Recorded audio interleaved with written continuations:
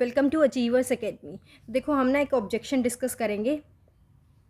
ठीक है, पहला ये हो गया था फिश बेट का फेरेटीमा और मैंने बोला था एनसीईआरटी से इसका ऑब्जेक्शन लगा देना।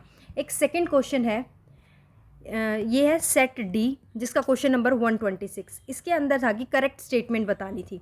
ऑप्शन में गिवन है, असर्शन है कि mycoplasma lack a cell wall और उसका रीज़न है कि माइकोप्लाज्मा में सेल वॉल नहीं होती, इसकी वजह से वो रेजिस्टेंट होते हैं एंटीबायोटिक से। सेल वॉल नहीं होती, ये बात ठीक है कि सेल वॉल नहीं होती और इसकी वजह से वो रेजिस्टेंट भी होते हैं एंटीबायोटिक से।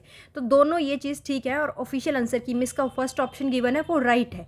लेकिन एक बच्चे का ऑब्जेक्शन है जो उसका भी ठीक है, ये सेट बी का उसने क्वेश्चन नंबर 115 है, इसमें ये वाला गिवन है, इसका ऑप्शन 1 दे दिया। अब यहाँ पे इसने कहा कि अगर ये वाइस वर्सा प्रेजेंट होते कि माइकोप्लाज्मा रेजिस्टेंट होते हैं एंटीबायोटिक से।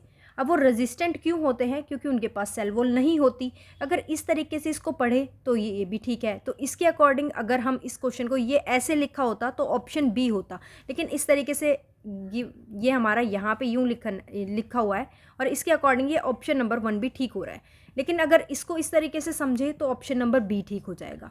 लेकिन मैंने इसके ऑथेंटिक्स उससे सोर्स से जहाँ पे मैंने इसको सर्च किया है, centre for disease control and prevention, इसमें क्या गिवन है, ठीक है, जिसका हम ऑब्जेक्शन लगा सकते हैं।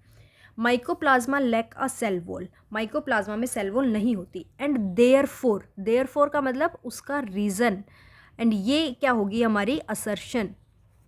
ठीक है, कि माइकोप्लाज्मा में सेल वॉल नहीं होती, देयरफॉर मतलब रीज़न दे दिया उसने कि वो रेजिस्टेंट होते हैं एंटीबायोटिक से।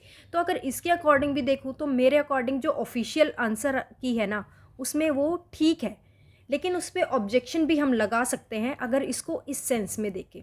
तो जिसके भी 88 मार्क्स बन रहे हैं और वैकेंसी निकली हुई हैं, कोई रिस्क नहीं लेना चाहते ना, तो वो इस क्वेश्चन पे ऑब्जेक्शन लगा सकते हैं। बिकॉज इस बच्चे ने लगा दिया है और मे बी अगर एक दो बच्चे और लगाएंगे तो इसकी वजह से मतलब क्या हो सकता है कि इस ऑब्जेक्शन को क्लियर कर सकता है, एटलीस्ट ग्रेस मार्क्स इसका सबको मिल सकता है।